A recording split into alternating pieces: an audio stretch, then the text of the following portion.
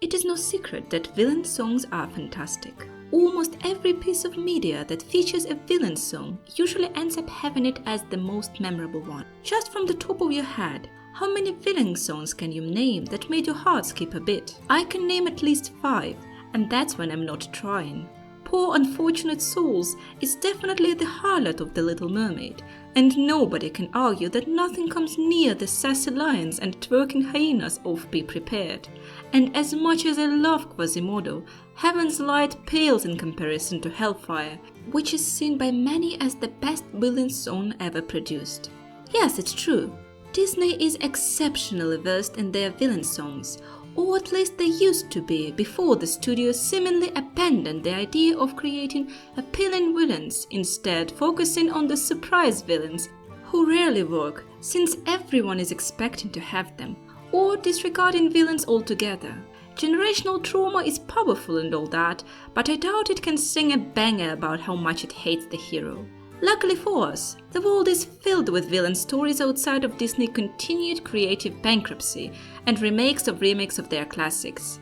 The many talented artists on the internet produce new things that put Disney executives to shame and remind us of a power that a passionate human mind is capable of. An important note: AI-generated songs will not be featured in this video. This channel is strongly against generative AI and supports human artists. I'm Serpentine, and in this video I will talk about the rising trend on YouTube, the original songs that feature either Disney heroes turning evil or humanizing the villains. Some of these songs truly push creative boundaries and become even scarier than the originals. In fact, one of them is so disturbing I can't bring myself to finish it.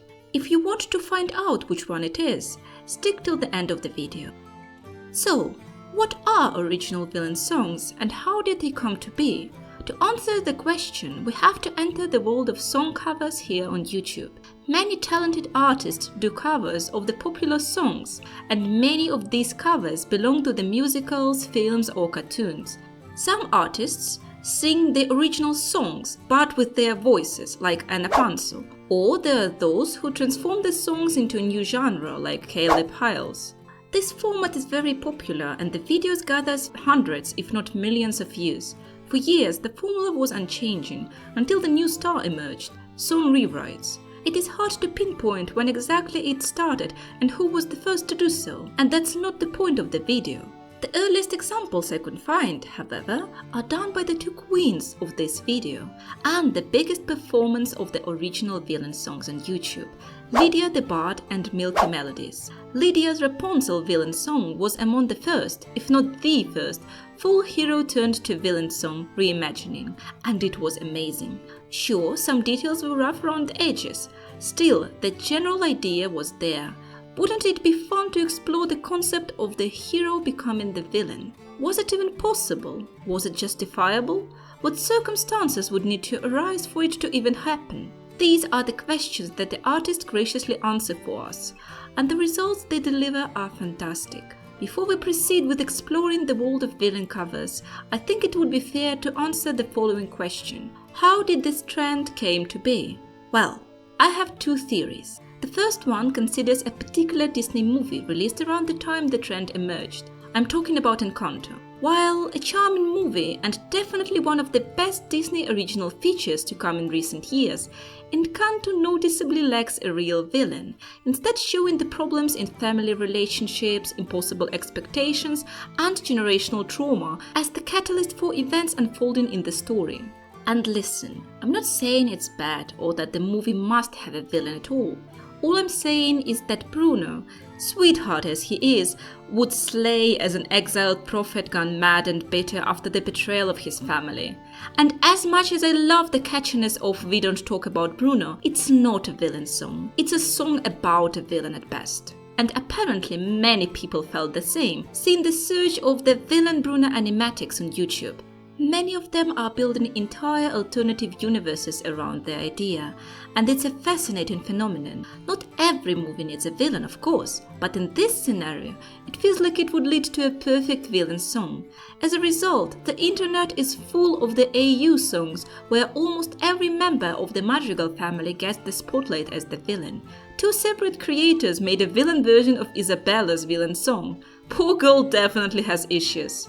I feel like the popularity of villain songs skyrocketed from that period, with Encanto songs sort of setting things in motion. Another theory is that the idea came from Disney itself.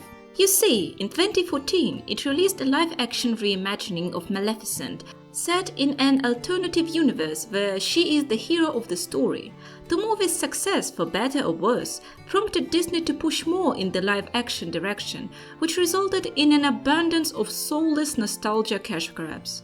Cruella and Maleficent are notable exceptions that reinvent the story, setting the villains in the roles of the heroes. And it worked in my opinion. Both Maleficent and Cruella offer something fresh and new, without copying tales as old as time. It might be possible that the creators got inspired to reimagine classical stories as well. Regardless of the reason, the trend is here, and it's blossoming before our very eyes. The songs casting heroes as villains and villains as heroes continue to be released steadily, and each new video from Milky or Lydia is better than the last. Let's explore some of them together, and I will explain what exactly makes them so good. So, both Milky and Lydia normally use the original songs from Disney, be it either the songs of their villains, for example Mother Knows Best sang by Rapunzel, or the heroes' songs twisted to be villainous. In Lydia's most popular villain song to date, Mirabel uses both the melody and the lyric structure of We Don't Talk About Bruno, but makes it her own, instead singing about her own troubles, feeling like the outcast in the family. Coincidentally, Milky's most popular Disney song also belongs to Encanto.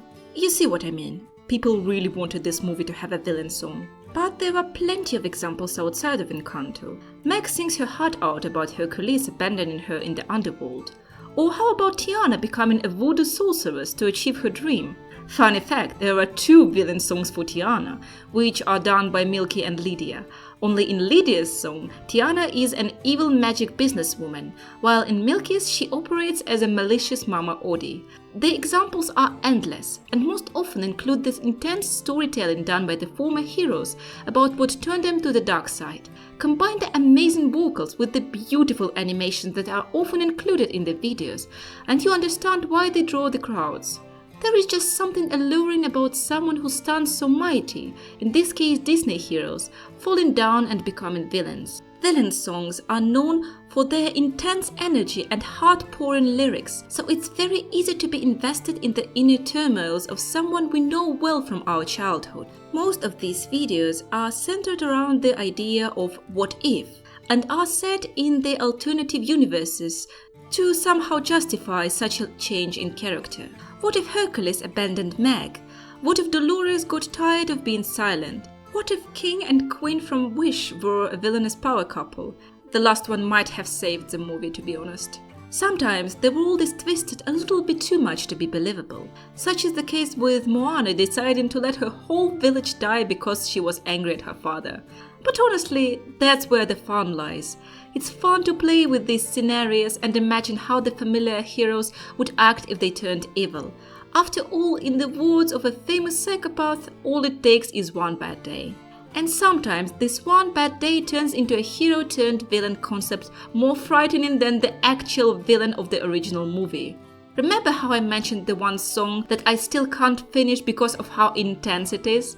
It's Tinkerbell's song. Yes, this freaking fairy the size of my index finger terrifies me in her villain song. Spoiler ahead, she murdered Wendy. Yes, just like that. She took one step ahead of the canon Tinkerbell and actually murdered a child in cold blood. Captain Hook feels like a saint compared to her. My respect to the author, because this song is impressive, but oh my god is it intense. And what about the songs featuring actual villains? Worry not, dear audience, you will still get your healthy portion of the actual villains being featured in these reimaginings too. There is also a trend of doing villain origin songs that humanize the classic Disney villains and tell their stories from a more sympathetic angle.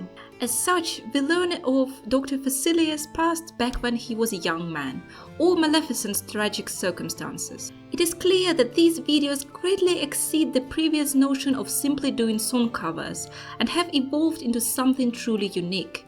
But what if I told you somebody took a step further and created a whole live-action musical series featuring the classic Disney villains with completely original songs that are not based on any pre-existing products? Intriguing, isn't it? Enter Party Cake Productions. A small but dedicated team of passionate creators has been filming a musical series featuring Disney villains for over 5 years now. The studios, funded by Patreon, managed to produce an ideal live-action interpretation of Disney villains. Not only do the characters feature canonical looks from the animated movies from which the villains come, but the mannerisms and songs of the actors ideally connect to their animated counterparts. What's more, this cinematic universe, called The Villain's Lair, has a coherent and ongoing plot, which makes it feel like a series you can find on Netflix, except that these people don't have a luxury of a studio budget and are fueled primarily by their passion and the support from fans. If you haven't heard of them, I beg you to go and see their videos. The plot follows a group of classic Disney villains trying to get their revenge and change the course of time to make it so they emerge victorious in their respective stories. The creators of this world draw their inspiration from the source material and the extended universe. For instance, Maleficent of this universe is hinted to have been in love with King Stefan, who abandoned her because his kingdom wouldn't have accepted a winged queen. The evil queen made a deal with Ursula to survive, and Gaston is, well, still Gaston. And on top of all of that, the songs are pure perfection. I kid you not, I listened to each of them at least 10 times and still fiercely monitor the new episodes. Recently the show included my boy Hans, and I am excited about what will become of him. The story has a great mix of humor and epic moments without making it seem too cheesy. The villains are appropriately exaggerated, but still feel like living beings without becoming too cartoonish. So yes, if you love watching quality products, or you love good music, or you love Disney, this channel is a must. They have an Oogie Boogie song where he literally does boogie. For crying out loud, just go and watch it. Now that we've talked about Disney villains turned heroes, heroes turned villains, and villain origins, I want to tell you something that might not be easy to swallow. Disney is not everything. And by that I mean is that Disney Studios is not the only one that received a generous gift of villain origin songs. Milky Melodies has an excellent fully colored series going on, following the story of Lute and Adam, set in an alternative universe from Hazbin Hotel, where Adam survives and becomes a sinner. Fun fact, somehow these two, who are the worst people ever, became my favorite Hazbin Hotel characters. Don't ask me how, I don't know either. Anyhow, Milky created a whole complex plot with original music and lyrics, which is honestly as engaging as the original and gives the characters more depth while still keeping things as canon as possible. Milky also created an original Other Mother's song from Coraline, which, in my opinion, is one of her best works yet. As you can see, the trend is going strong, and I can't wait to see what other beautiful pieces we will get to experience. There are still so many incredible movies and shows that have heroes in need of becoming villains and villains in need of becoming heroes. With Caleb Hyles, God, I hope I pronounced the name right, posting Hercules' villain song, I am certain we haven't seen the best of this idea yet. I'm seriously looking for a whole musical set in a dark alternative Disney world. Once again, when the corporations are blinded by greed and cheap nostalgia bait, the fans come through to show that a creative way of using the already existing IPs is not only possible, but can be better than the official products. What's your favorite villain origin song? Write the artist I haven't mentioned in the comments. I am always looking to expand my library. Thank you for staying with me until the end. I would be delighted if you could subscribe to my channel, and bye bye!